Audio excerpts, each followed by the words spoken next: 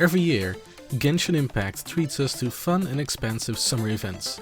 We've had 5 so far and they've all been standout experiences. So today I'm ranking every Genshin Impact summer event from worst to best. From our first visit to the Golden Apple Archipelago to the latest Sunspray Summer Resort. Stories, minigames, vibes, everything's on the table. Good evening, friends! I hope you all like that surprise! Starting with where it all began.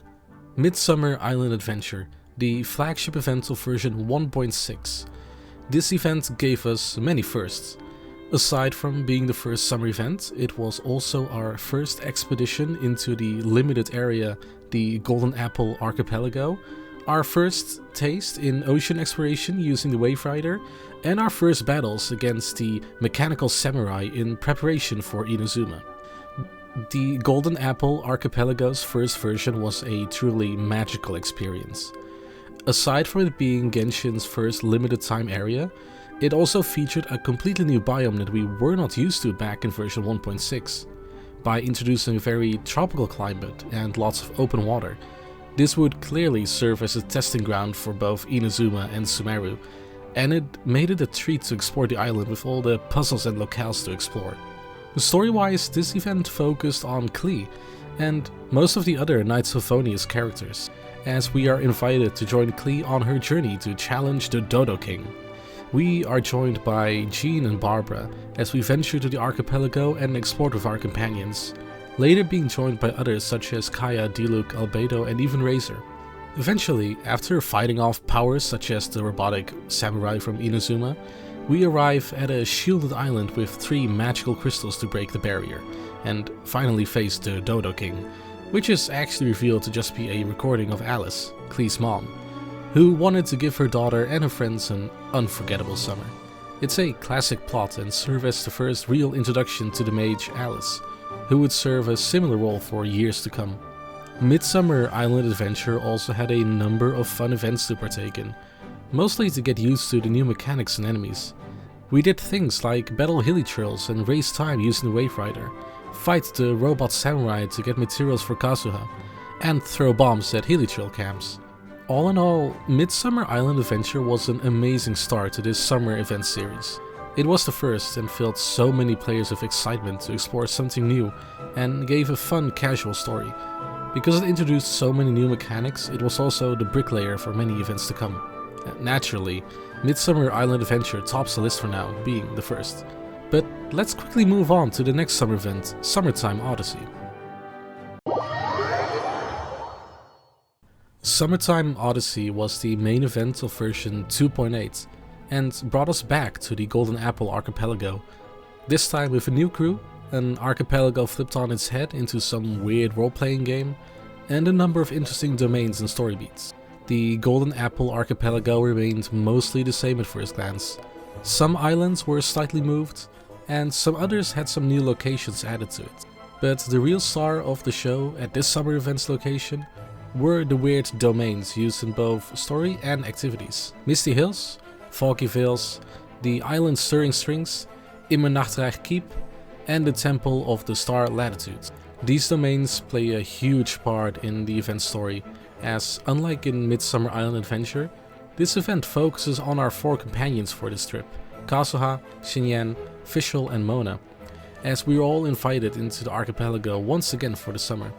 However, this trip quickly takes the form of a deep character study into all 4 friends, as with each part of the story the island changes using mirages, in order to confront one of the characters into talking and dealing with their past and present selves. For Kazuha, he is forced to relive past memories involving the fall of his family and the tradition of tending to bonsai trees. For Xinyan, the island showed her past and her journey as a musician, going from facing pushback from her family to becoming friends with the supportive Xiangling and Yunjin.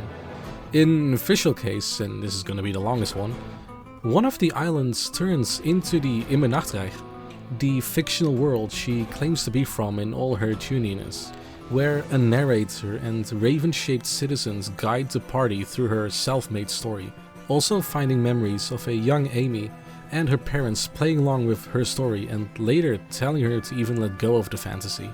In the climax of this tale, Fischl is confronted by a clone of herself, who wants to trap the party in there forever. Only after the real Fischl confronts her insecurities, her fantasy, her faults, but also the power her imagination gives her, the party is let go and Fischl accepts that she and Amy, her real self, are two sides of the same coin. Lastly, Mona's mirage finally forms on the last day, and the gang of course goes in to explore, finding a bunch of stars and learning about Mona's struggle when she first started doing divinations, with things like people not believing her, or her blaming herself for causing an adventurer to die. Eventually, however, Mona accepts that she cannot change fate, but still wants to guide people into the future. Oh, and we also get this absolutely iconic clip. What are we doing in my house? Your house? This is your house? My, how unexpected. I heard Lady Magistus lived a modest life, but this abode... Hey, I'm just occasionally out of Mora, that's all. I never said I was a pauper. You're not? Oh, so what about those times I treated you to meals and had you over to my place for dinner? Activities-wise, Summertime Odyssey had us do things like race and fight with the Wave Rider, fight in Kazuha's domain using special combat skills for huge damage, do plunging attacks in Xinyan's domain, battle in the Immer Nachtreich and solve puzzles in Temple of Stars. It was nothing all too special really, but fun activities altogether for fun rewards like a free Fischl. Version 2.8's flagship summer event built upon the foundation its forebearer built in an amazing way, as it used both the existing Golden Apple Archipelago to tell unique and wacky character-driven stories. We had never seen such a deep dive into side characters like Fischl or Xinyan, and I know the former is still loved among the community. While it didn't give a completely new map, the creative domains more than made up for it. Because of that, Summertime Odyssey easily tops the list at the moment. As we move into the summer events for the year after, Secret Summer Paradise. Are you enjoying the video so far? Then don't forget to leave a like or a comment and subscribe if you haven't yet to support my journey. Right, now back to the video. Secret Summer Paradise is the first summer event not to take place in the Golden Apple Archipelago, and was the flagship event of version 3.8. Instead, it takes place in the Valerium Mirage, a magical realm and sort of theme park inside of a magic bottle. It's a lot more detached from the previous two events, yet still features the same themes like the works of the mage Alice and adding little bits of deep lore. The world in a bottle is more of a rainforesty locale, as it takes place during the year of Sumeru, so think thick green locales and lots of rivers and creeks. It features 4 distinct locations such as a theater and an overgrown valley filled with rail cars and verticality. It's a welcome break from the Golden Apple Archipelago and helps keep the entire year in the same theme as well. The story of Secret Summer Paradise once again puts Klee in the main role, as she is invited by her mother to visit a friend in Sumeru. She's joined by the Traveler, Paimon, Kaya, and eventually Kale, Eula, and even Kokomi in the secret domain inside the bottle, where they are greeted and guided by Idea, the caretaker of the domain. The domain, however, is quite broken, and the party spends the next few days repairing it by helping all the different caretakers of the realm, like a group of adventurers who tend to the rails, or helping the stage director of the theater in finishing his play. In the end, it is revealed that Idea is actually an Oceanid who fled from Fontaine, and all the humans we met were actually replicas of people who have visited and left the bottle without getting their final wish fulfilled. Personally, the story didn't do that much for me, as it was a hard dive back into memory lane to find out what it was about again.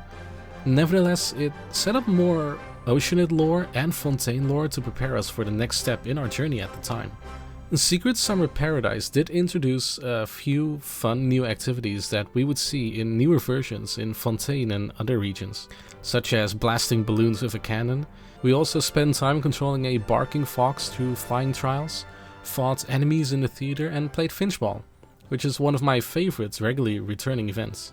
Now, while Secret Summer Paradise did give us a completely new limited time area to explore, and included a really fun cast of characters, it just didn't do it for me. The story was too focused on people we would never see again and just wasn't as memorable as the previous 2 years. So sadly, Secret Summer Paradise goes to the bottom of our list. But fret not, for year 4 of Genshin is up next with Summertide Skills and Tales. The flagship event of version 4.8, last year's Summertide Skills and Tales takes us to the mysterious world in a book, Simulanka. This toy box come to life is a colorful fantasy of talking paper animals, walking wooden people, and to top it all off, a toy dragon with massive plot implications. Simulanka is undoubtedly one of Genshin's most unique locations so far, as almost everything in the world is made from recognizable toys most of us would have as kids. Wooden blocks to make trains with, paper crafted animals that you can color yourself, stars hanging from the sky using string and tape. Everything in this world screams nostalgia, making it a joy to remember. The 3 different regions are also very distinct, and especially the Broken Sea is a feast for the eyes. The plot of Summertide Skills and Tales starts off rather simple and typical, with the traveler being transported to this world and meeting up with other companions along the way, like Nilu, who we help reopen a paper and ink tavern, Kirara, who joins him on the travels, Navia, who has taken up the role of the King of Constellation Metropole, and lastly the Wanderer, the actual hero of the story. To cut a long story short, Summertide Skills and Tales actually focuses a lot on the Shadow Dragon Durin and their creator Rhindaughter, alongside more lore about the other members of the Hexen Circle, which is mostly revealed around the end of the story. The evil toy dragon is actually a version or a fragment of Durin, who was killed a long time ago and whose heart still lingers in Dragonspire. Alongside the Wanderer, we defeat the evil toy dragon and turn him into Mini Durin, who would have a vital role to play in Genshin version 5.6's story. So while the actual story of this summer event wasn't that massive, the lore implications and impact it had on Genshin's wider lore is so huge, it's kinda hard to grasp. The activities in Summertide Skills and Tales are a lot more puzzle-based than previous summer events, as we do things like fly in the world to defeat an evil Slime King, use a magic hat to play with the blocky villagers of Constellation Metropole, fight for valor in the Metropole trials, and collect tokens to build different figurines. All in all, this summer event knocked it out of the park when it came to presentation and location. Simulanka is a place I really wish we could return to. However, I feel like the story of this event didn't reach its stride or conclusion until version 5.6, despite being so important in the long run. So, for the ranking, Summertide Skills and Tales gets a new number 2 spot, beating the OG trip to the Golden Apple Archipelago. Lastly, we're going to look at the most recent summer event in Sunspray Summer Resort. The flagship event of our current version 5.8, Sunspray Summer Resort, whilst no longer available, left a huge mark on the world of Genshin in more ways than one. Firstly, for the first time, a summer event adds a permanent addition to the world map, in the form of Natlan's Easy Breeze Holiday Resort. The event also adds some well-deserved depth to one of our most beloved characters. The resort itself is a pretty sizable place with a new sort of indwelling creature in the form of the Asha, who help around in the resort. Each region of the resort also has a distinct look and feel while still being in line with the overall vibe of Natlan, from the pristine waters of Wavy Bay to the colorful and vibrant fields of colorful cliffs. The story of Sunspray Summer Resort is very similar to Summertide Skills and Tales, as it has a very run-of-the-mill story with some huge and deep lore implications in the end. For as we join Chaska, Mualani, Bennett and later Venti in the resort, we do much of the usual, exploring each section and taking part in the activities. It's only in the last part of the event where the story completely shifts focus, instead giving us Bennett's backstory and having us meet the spirits of his parents, who died defending him all those years ago. This was a backstory we've been wanting to see for absolutely years at this point, and man, it delivered on every front. As we not only know where Bennett comes from, but also know how it happened and what kind of a family he used to have.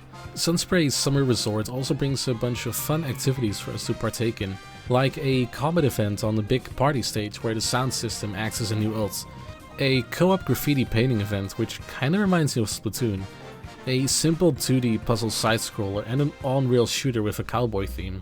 All in all, Sunspray Summer Resort was a great event, both adding a really fun and permanent new region to Natlan, and giving us a backstory we've been waiting for a long time. A great summer event to add to the list. But where does that leave the ranking? Well, for my personal ranking, Sunspray Summer Resort deserves a new number 3 spot due to its beautiful permanent locale and the important and gut-wrenching backstory it gave.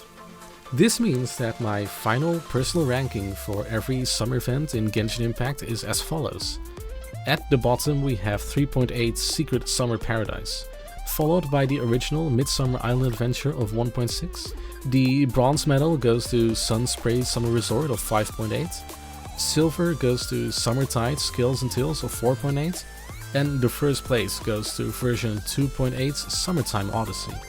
Something about the revamp of the Golden Apple Archipelago and official story is just unforgettable. This ranking is of course just my personal opinion based on my experiences playing these events, all their activities and the wider lore implications they've had so far. I'm sure your own ranking will look completely different, so please let me know your personal ranking in the comments below. And if you enjoyed the video, consider subscribing as I post regular deep dives and reviews into the games I love.